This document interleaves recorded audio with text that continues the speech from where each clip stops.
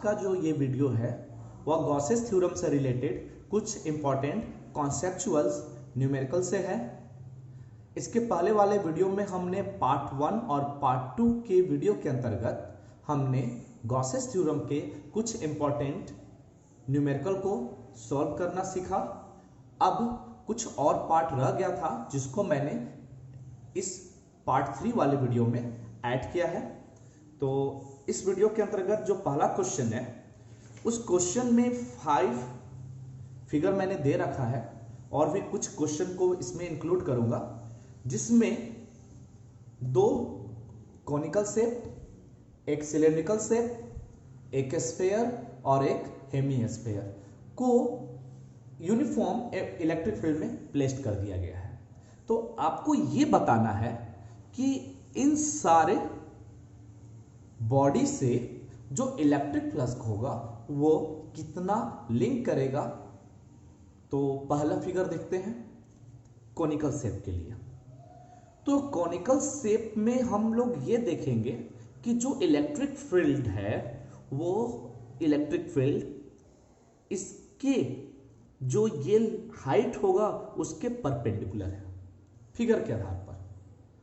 और ये जो इलेक्ट्रिक फील्ड है इसका जो बेस हो गया कौन सा, तो सिलेंडर का जो बेस होता है वो एक सर्कुलर होता है। तो इस सर्कुलर बेस से जो इलेक्ट्रिक फील्ड क्रॉस कर रहा है वो टेंजेंशियल है, ठीक है। और जो इलेक्ट्रिक फील्ड है इसके लेंथ के परपेंडिकुलर है। तो ऐसी स्थिति में इसका इलेक्ट्रिक फ्लक्स कैसे कैलकुलेट करें?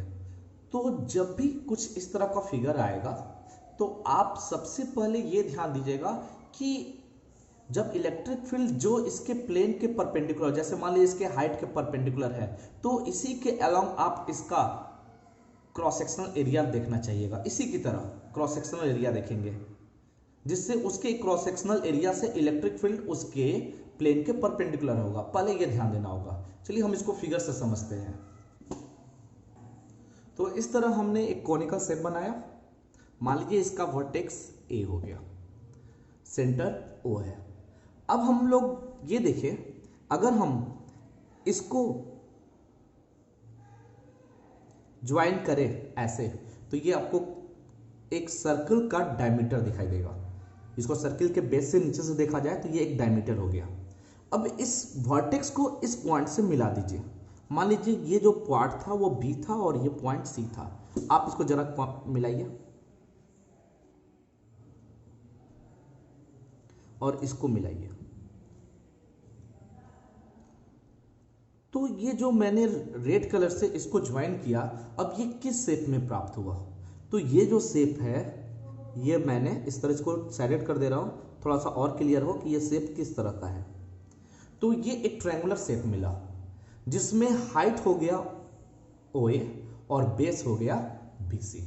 तो अब आप सोचो, जब आप इसको कट करोगे तो जो इधर से फील्ड लाइंस पास कर रहे होंगे वो सारे फील्ड लाइंस इसी ना ट्रायंगल से होकर गुजर रहे होंगे, बिल्कुल इसी ट्रायंगल से होकर गुजर रहे होंगे, और बाकी सारे इधर निकल जा रहे हैं इसी ट्रायंगल से। तो यानी कि हमें जो इस कंडीशन में, यानी कि जो कंडीशन दिया हुआ है इससे लिंक हो रहा जो इलेक्ट्रिक फ्लक्स कैलकुलेट करना है, इसके लिए हमें क्या करना होगा, ये जो यूनिफॉर्म इलेक्ट्रिक फील्ड E है उस इलेक्ट्रिक फील्ड को इसके एरिया से मल्टीप्लाई करना होगा। कौन सा एरिया? तो ट्रायंगल का एरिया, क्योंकि इलेक्ट्रिक फील्ड लाइंस इसी के प्लेन के परपेंडिकुलर इसी यही एरिया से होकर गुजर रहा है। जब बॉडी से इलेक्ट्रिक फील्ड लाइंस ऐसे दिया रहेगा तब वैसे सिचुएशन में तो हमें कैलकुलेट करना है क्या है, electric field, electric flux calculate करना है। तो इस इलेक्ट्रिक फील्ड को इसके एरिया से मल्टीप्लाई करेंगे तो हमें इस कोण से प्राप्त हो रहा इलेक्ट्रिक फ्लक्स प्राप्त हो जाएगा। क्यों? क्योंकि कोण का जो सबसे जो जिससे मैक्सिमम से मैक्सिमम इलेक्ट्रिक फील्ड लाइंस होकर गुजरेंगे वो उसका इस प्लेन के अलोंग, यानी OA के प्लेन के अलोंग जो एरिया होगा वो एक ट्रायंगल का शेप बनाएगा और वो मैक्सिमम इलेक्ट्रिक फील्ड लाइंस इसी ट्रायंगल से होकर गुजरेंगे। इसीलिए हम इस एरिया को इलेक्ट्रिक फील्ड से मल्टीप्लाई करके इलेक्ट्रिक फ्लक्स प्राप्त कर लेंगे। तो इस तरह इलेक्ट्रिक फ्लक्स जो होगा इस कोण से जो लिंक करेगा electric field E into area of triangle ABC। तो ट्रायंगल का एरिया होता है 1/2 इंटू बेस इंटू हाइट। और अगर आप इसका एरिया वेक्टर भी देखें तो ई वेक्टर और ए वेक्टर दोनों इसका भी एरिया वेक्टर प्लेन के परपेंडिकुलर होगा और इलेक्ट्रिक फील्ड भी उसी डायरेक्शन में लॉन्ग होगा। तो सिंपली cos 0 से सिर्फ E इंटू एरिया आएगा, तो E into 1/2 into base into height. तो रिजल्ट क्या मिलेगा? E 1/2 base BC। तो क्वेश्चन में इसका जो रेडियस है वो A दिया हुआ है, तो यानी यहां से यहां तक का जो हो गया वो डायमीटर हो गया। तो BC कितने के बराबर होगा? 2 इंटू रेडियस, तो 2A। R इंटू OA जो दिया हुआ है वो क्वेश्चन में हाइट H के बराबर है, तो S से मल्टीप्लाई करेंगे, कैंसिल आउट होगा। तो EAH वो इलेक्ट्रिक फ्लक्स हुआ जो इस कोण से लिंक करेगा। अब सेकेंड फिगर में सिचुएशन बदल जा रहा है। जो इलेक्ट्रिक फील्ड लाइंस है वो अब सर्कुलर जो बेस है उस बेस के परपेंडिकुलर क्रॉस कर रहा है। तो अब देखेंगे कि सबसे ज्यादा किस पार्ट से इलेक्ट्रिक फ्लक्स होकर गुजरेगा और कौन से एरिया को इस इलेक्ट्रिक फील्ड से मल्टीप्लाई करना होगा। तो आप अगर इस फिगर को कुछ दूसरे फॉर्म में अलग से फिगर बनाकर समझ लेते हैं। इस क्वेश्चन में जो इलेक्ट्रिक फील्ड है वह इसके बेस के परपेंडिकुलर है, ऊपर की ओर है। तो आप ये देखिए कि इससे कौन सा एरिया है, क्रॉस सेक्शन एरिया, जिससे मैक्सिमम इलेक्ट्रिक फील्ड लाइंस होकर गुजर रहा हो। अगर आप इसको छोटे छोटे एरिया एलिमेंट के रूप में बटा हुआ मान लें, जस्ट लाइक दैट, जैसे मैंने अलग से एक कोन बना कर रखा है। अब इलेक्ट्रिक फील्ड लाइंस ऐसे पास कर रहा है इस कोन के बेस के परपेंडिकुलर इस डायरेक्शन में। अगर हम इस कोन को छोटे छोटे सर्कुलर के रूप में माने तो आप खुद देखिए जैसे जैसे हम इधर की ओर जा रहे हैं वैसे वैसे सर्कुलर रीजन का एरिया बढ़ता चला जा रहा है। ये वाला जो मैंने ये डॉटेड डॉटेड सर्कल बना रखा है, तो इससे सबसे कम जाएगा, इससे थोड़ा और बढ़ेगा, इससे और बढ़ेगा, इससे और बढ़ेगा, इससे और बढ़ेगा, और उसी तरह अगर हम बनाते चले जाए तो आप ये देखोगे कि सबसे ज्यादा जो इलेक्ट्रिक फील्ड लाइंस है वो इसके इसी शेप से होकर गुजर रहा है। यानी कि जितना भी इस बेस से को गुजरेगा सारा इलेक्ट्रिक फील्ड लाइंस जो होंगे इस फॉर्म में उसके इस सरफेस से पार करके निकल जाएगा। यानी कि जो भी पार्ट होगा वो इसका सर्कल होगा। तो हमें क्या करना है, इलेक्ट्रिक फील्ड और ये सर्कल जो बेस का जो है सर्कुलर बेस का जो एरिया होगा उसके एरिया से मल्टीप्लाई कर देंगे तो हमें फ्लक्स प्राप्त हो जाएगा। तो E और इसका जो रेडियस हमने A कंसिडर कर रखा है, तो वैसी स्थिति में फाई बराबर कितना हो जाएगा, E इंटू पाई ए स्क्वायर। यही अमाउंट ऑफ इलेक्ट्रिक फ्लक्स ऐसे सिचुएशन में इस कोन से पास करेगा।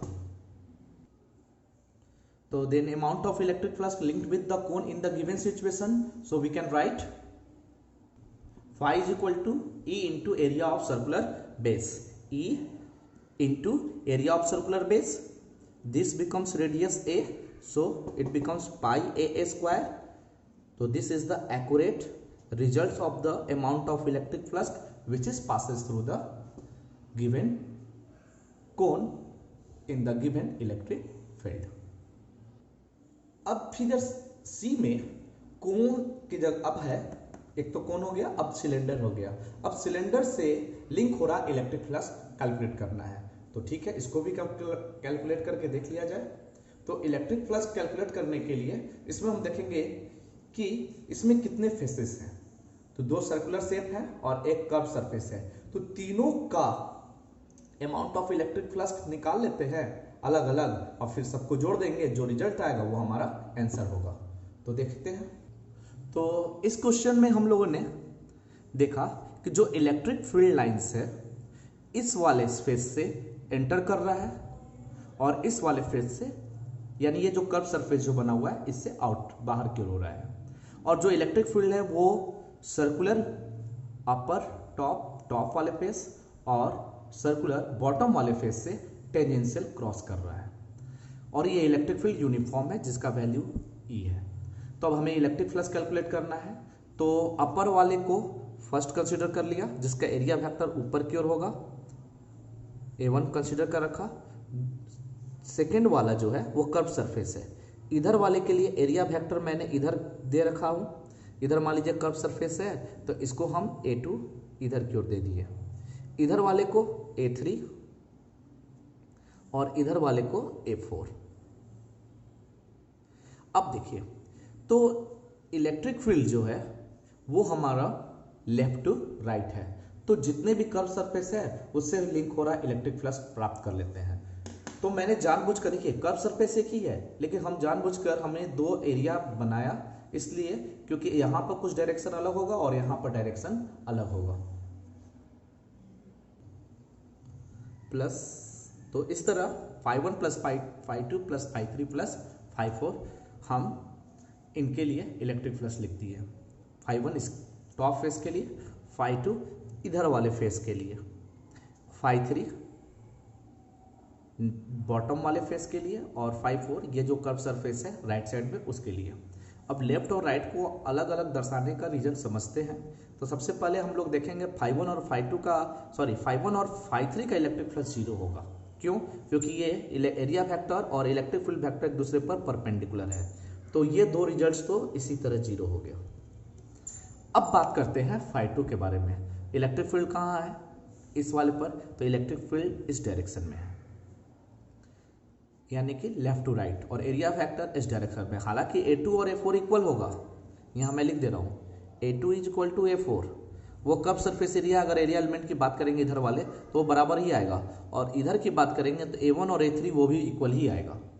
तो A1 और A3 इक्वल होने की वजह से ये तो इलेक्ट्रिक फ्लक्स तो खैर जीरो हो गया। अब डायरेक्शन एक दूसरे के इलेक्ट्रिक फील्ड और एरिया वेक्टर परपेंडिकुलर होने से जीरो हो गया। लेकिन अगर हम φ2 और φ4 की बात करें तो ऐसी स्थिति में यहाँ जो एक फ्लक्स लिंक होगा, यानी कि ये इनवर्ट फ्लक्स है और उतना ही फ्लक्स आउट हो रहा है। यानी इधर के जितने भी प्लेन है, हाफ पोर्शन से देखा जाए तो हाफ पोर्शन से जितने भी इलेक्ट्रिक फील्ड लाइंस एंटर कर रहे हैं वो सारे के सारे इनवर्ट फ्लक्स को रिप्रेजेंट करेंगे, और इधर से जितने भी इलेक्ट्रिक फील्ड लाइंस निकल रहे हैं वो आउटवर्ड फ्लक्स को होंगे।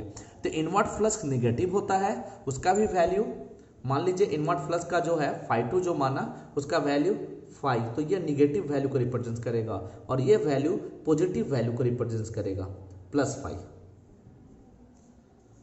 φ डैश मान लिया। मान लिया इधर का इलेक्ट्रिक फ्लक्स φ डैश आया, तो इधर का निगेटिव φ होने का रीजन क्या है? माइनस होने का रीजन है कि एरिया वेक्टर और इलेक्ट्रिक फील्ड वेक्टर एक दूसरे के डायरेक्शन का अपोजिट है। तो ये हो गया इसका इनवर्ट फ्लक्स। तो इनवर्ट फ्लक्स निगेटिव होता है और आउटवर्ड फ्लक्स पॉजिटिव होता है, और दोनों के एरिया बराबर होने से, इलेक्ट्रिक फील्ड सेम होने से दोनों का रिजल्ट सेम आएगा, केवल साइन निगेटिव होगा। तो इसके वजह से नेट रिजल्ट φ क्या हो गया?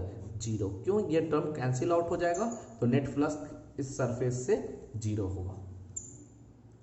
उसी तरह अगर हम स्फीयर के केस में देखें तो स्फीयर से भी लिंक हो रहा इलेक्ट्रिक फ्लक्स जीरो ही होगा।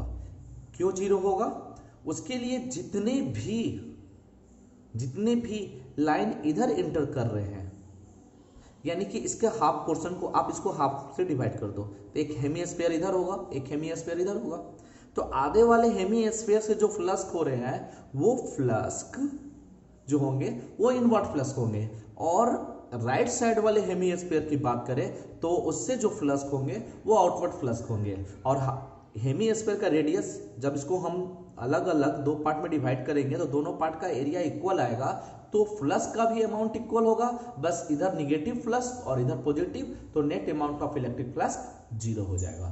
तो लिख सकते हैं the amount of electric flux linked with the given closed spherical surface becomes zero because they contain no any charge। अगर कोई चार्ज कंटेन करता तो फ्लक्स जीरो नहीं होता, लेकिन ये सिर्फ इलेक्ट्रिक फील्ड में रखा हुआ है, यहाँ चार्ज का कोई मतलब नहीं है, चार्ज नहीं दिया हुआ है, तो इससे लिंक हो रहा है इलेक्ट्रिक फ्लक्स जीरो होगा। तो डी का आंसर जीरो।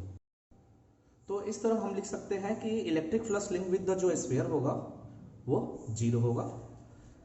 इसका रीजन, इसको डिटेल में मैंने यहाँ एक्सप्लेन कर दिया है कि जो इनवर्ट इलेक्ट्रिक फ्लक्स होगा from left hemisphere, this becomes equal to outward electric flux with right hemisphere.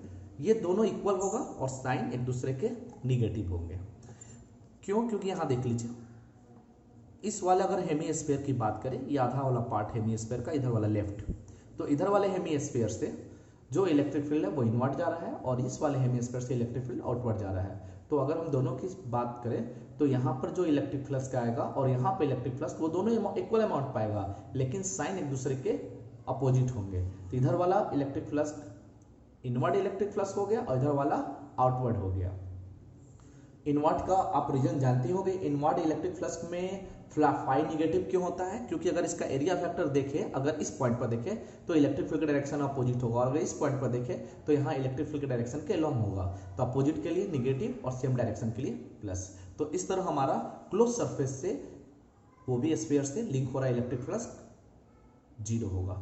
अब एक बात ध्यान रखिएगा, इलेक्ट्रिक फ्लक्स जैसे भी दिया हो, किसी भी डायरेक्शन में हो, वो इलेक्ट्रिक फ्लक्स इसके लिए जीरो होगा। अब नेक्स्ट क्वेश्चन देखते हैं। ई नंबर, एक हेमिस्फीयर है, इस हेमिस्फीयर से इलेक्ट्रिक फील्ड लाइंस जा रहा है। तो अब देखते हैं कि इससे इलेक्ट्रिक फ्लक्स कितना लिंक करेगा।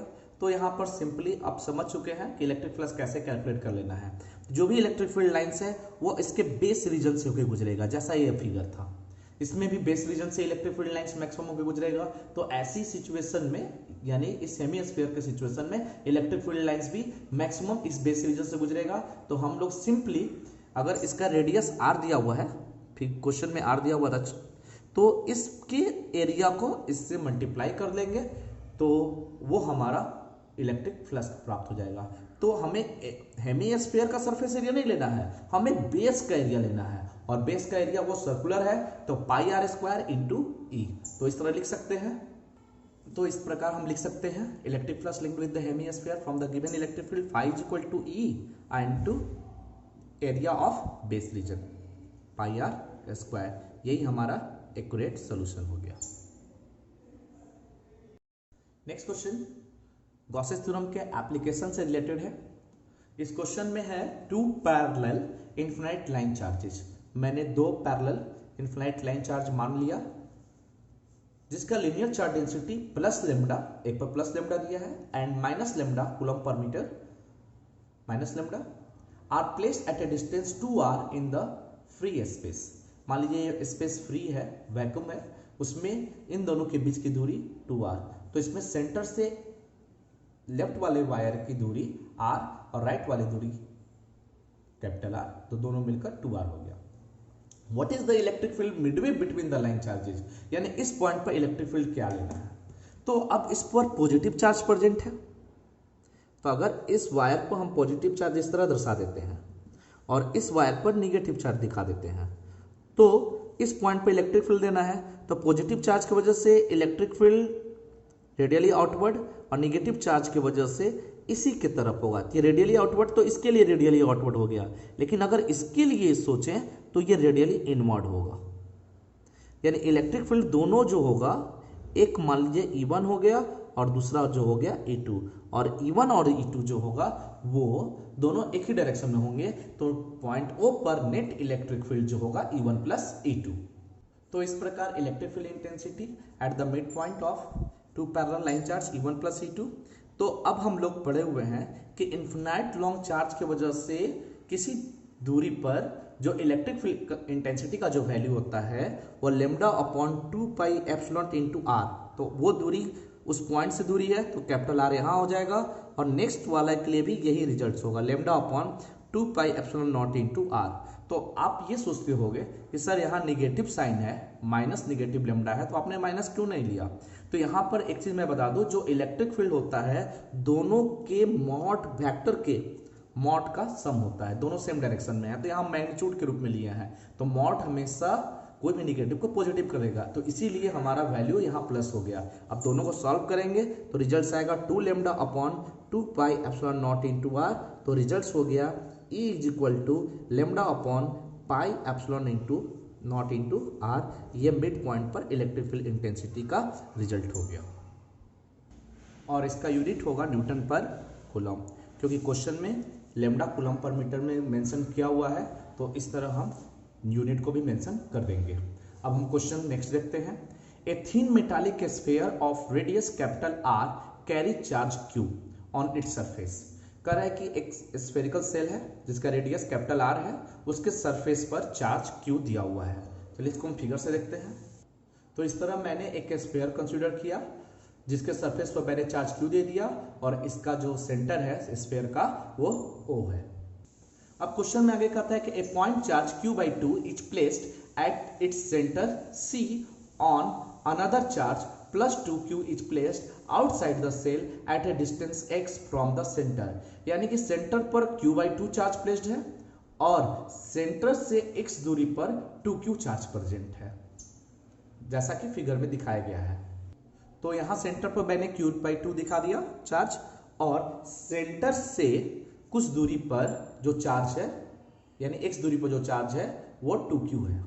तो सेंटर से मैंने इसी तरह लाइन आगे बढ़ाकर x डिस्टेंस ले लिया, और इस पॉइंट पर जो चार्ज है वो 2q है। अब क्वेश्चन कहता है कि find the force on the charge at the centre of the cell and at point A. यानी कि जो फोर्स है वो फोर्स सेंटर C और चार्ज A पर कितना होगा, ये हमें कैलकुलेट करना है। तो पहले इस क्वेश्चन के फर्स्ट पार्ट को सॉल्व करते हैं। तो इस तरह हम देखते हैं कि ये जो सेल है वो सेल Q चार्ज कंटेन कर रहा है। मान लीजिए इस पर चार्ज है, तो यानी ये चार्ज हो गया। अब ये चार्ज हो गया तो हम लोग पढ़ चुके हैं कि सेल के इनसाइड इलेक्ट्रिक फील्ड 0 होता है, यानी इसके अंदर कोई इलेक्ट्रिक फील्ड नहीं होगा। और जब इलेक्ट्रिक फील्ड नहीं होगा तो जब हम कोई चार्ज पार्टिकल को 0 इलेक्ट्रिक फील्ड वाले रीजन में हम प्लेस कर देंगे जहां पर कोई इलेक्ट्रिक फील्ड नहीं, तो उस पर कोई अलग से फोर्स ही नहीं लगेगा। तो यानी कि C पर कोई भी फोर्स एक्सप्रेस नहीं होगा, यानी कि the net force acting on point C of the centre of the spherical shell becomes 0। समझ में आया? फिर से रिपीट कर दे रहा हूं। सेल जब चार्ज हो तो सेल के इनसाइड इलेक्ट्रिक फील्ड 0 होता है। ये हम लोग गॉसेस थ्योरम के एप्लीकेशन में पढ़ चुके हैं। तो यहां जब इलेक्ट्रिक फील्ड ही नहीं होगा तो कोई भी चार्ज कहीं भी प्लेस कीजिए उस पर कोई फोर्स एक्सपीरियंस नहीं करेगा, तो उसी पॉइंट पर फोर्स 0 होगा। तो इस तरह Fc = 0, net force at the centre C of the cell is 0। अब हम लोग पॉइंट A पर नेट फोर्स कैलकुलेट करते हैं। तो पॉइंट A पर नेट फोर्स प्राप्त करने के लिए इन दोनों चार्जेस की वजह से, यानी एक सेल की वजह से यहां पहले इलेक्ट्रिक फील्ड दिखाएंगे और एक इस पॉइंट चार्ज यानी q/2 की वजह से इलेक्ट्रिक फील्ड दिखाएंगे, और दोनों इलेक्ट्रिक फील्ड पर देखेंगे कि A पर कितना इलेक्ट्रिक फील्ड आ रहा है। तो सबसे पहले अगर हम कोई चार्ज सेल लेते हैं, यानी ये जो सेल है स्फेरिकल सेल है, इसके वजह से जो इलेक्ट्रिक फील्ड हम लोग पढ़ चुके हैं वो वैल्यू होता है k, यानी 1/4πε0 Q charge on the cell by r²। r² का मतलब यहां से यहां तक का दूरी, तो सेंटर से जिस पॉइंट पर निकालना है वहां से वहां तक का दूरी, तो r की जगह यहां क्या हो जाएगा, x हो जाएगा। तो इस तरह हम सबसे पहले इसके वजह से इलेक्ट्रिक फील्ड दर्शा दें। तो मान लीजिए इस पर हम जैसे ही इस पॉइंट पर चार्ज दिए तो पूरा चार्ज डिस्ट्रीब्यूट हो जाएगा, तो इसके वजह से इस पॉइंट पर जो इलेक्ट्रिक फील्ड होगा वो रेडियली आउटवर्ड होगा। तो सपोज वो इलेक्ट्रिक फील्ड E1 हो गया स्फीयर की वजह से। अब पॉइंट चार्ज की वजह से इलेक्ट्रिक फील्ड, इस पर भी चार्ज है तो वो भी रेडियली आउटवर्ड, तो इसके लिए हमने क्या दिखा दिया, E2। और दोनों इलेक्ट्रिक फील्ड सेम डायरेक्शन में है तो नेट इलेक्ट्रिक फील्ड A पर ऐड हो जाएंगे E1 प्लस E2। तो so we can write electric field at point A is equal to electric field due to sphere plus electric field due to point charge. इसको हम detail में इसलिए लिख दे रहे हैं कि बाद में आपको समझने में आसानी हो। एग्जाम में इतना ज़्यादा डिटेल नहीं लिखेंगे, डायरेक्ट E1 प्लस E2 लिखकर सॉल्व कर सकते हैं। तो ये रिजल्ट हमने लिख दिया E1 प्लस E2। अब E1 का जो वैल्यू आएगा वो हो गया 1/4πε0 Q अपॉन डिस्टेंस x²। देखिए स्फीयर पर जो चार्ज है गया वो Q है और यहां से यहां तक का दूरी जो है वो x है, x²। और E2 का जो वैल्यू आएगा 1/4πε0 पॉइंट चार्ज की वजह से वो हो गया Q अपॉन यहां से यहां तक की दूरी, तो ये इस पर सोर्स चार्ज की तरह बिहेव करेगा, तो इस पर चार्ज Q/2। और जिस पॉइंट पर इलेक्ट्रिक फील्ड निकालते हैं उस पॉइंट पर कोई भी चार्ज रहे, कितना भी मैग्नीट्यूड ऑफ चार्ज रहे, उस चार्ज से हमें मतलब नहीं होता, क्योंकि हम लोग फोर्स पर यूनिट चार्ज ही निकालते हैं, तो वो Q कट जाएगा। तो यहाँ पर सिर्फ हमको इस चार्ज से मतलब नहीं रहेगा, वो सोर्स चार्ज से मतलब होगा, इसलिए हम लोग सोर्स चार्ज के रूप में एक बार Q यूज किए और एक बार Q/2 यूज करेंगे। और ये दूरी वही है x² के बराबर। ये डिस्टेंस को रिप्रेजेंट कर दे रहा हूँ, यहाँ से यहाँ तक x है। तो अब हम इसको सॉल्व करेंगे तो रिजल्ट कुछ ये प्राप्त होगा। ऐड करेंगे q और q बाई 2, 3q बाई 2 हो जाएगा। अब बाकी टर्म तो कॉमन है, तो इस तरह रिजल्ट आया 1/4 पाई epsilon not 3q by 2x²। इस तरह हमने electric field suppose E calculate कर लिया ए पॉइंट पर। अब हम किसी चार्ज पार्टिकल को इलेक्ट्रिक फील्ड में प्लेस्ड करते हैं, जैसे ये चार्ज पार्टिकल हो गया, वो electric field E1 + E2 E हो गया, तो उस चार्ज पार्टिकल का फोर्स लगेगा, तो फोर्स बराबर Q × E, यानी उस अमाउंट ऑफ इलेक्ट्रिक, यानी इस पॉइंट पर जो इलेक्ट्रिक फील्ड होगा उस इलेक्ट्रिक फील्ड को इस चार्ज से मल्टीप्लाई करेंगे तो हमें फोर्स प्राप्त हो जाएगा। तो इस तरह लिख सकते हैं amount of electric force acting on point A E × 2Q। E की वैल्यू हो गई 1/4 पाई एप्सिलॉन नॉट 3q/2x² और इंटू 2q, 2 कैंसिल, तो रिजल्ट हो गया 1/4 पाई एप्सिलॉन नॉट 3q² तो यही हमारा नेट फोर्स प्राप्त हुआ जो उस गिवन पॉइंट पर इन दोनों चार्जेस की वजह से एक्ट करेगा। तो ये रिजल्ट हो गया 1/4 पाई एप्सिलॉन नॉट 3q²/x²। इस क्वेश्चन में नेक्स्ट क्वेश्चन है the electric flux through the cell, यानी सेल से इलेक्ट्रिक फ्लक्स क्या होगा। तो गॉस थ्योरम यूज कर लेते हैं, फाई बराबर q/ε0। तो सेल से इलेक्ट्रिक फ्लक्स कैलकुलेट करना है, तो इस सेल से फ्लक्स कैलकुलेट करना है, तो सेल के अंदर देखते हैं चार्ज कितना है। तो इस चार्ज से हमें नहीं मतलब है, हमें जो भी मतलब है इस सेल के अंदर कितने चार्ज हैं, तो वो चार्ज q/2 है। तो हम लोग जो गॉस थ्योरम में वाला फॉर्मूला यूज करेंगे फाई = q/ε0, तो उस q के जगह q/2 प्लेस करेंगे। तो इस तरह हमें फाई = q/2 ε0 रिजल्ट प्राप्त हो जाएगा। ये हमारा एक्यूरेट सॉल्यूशन हो गया।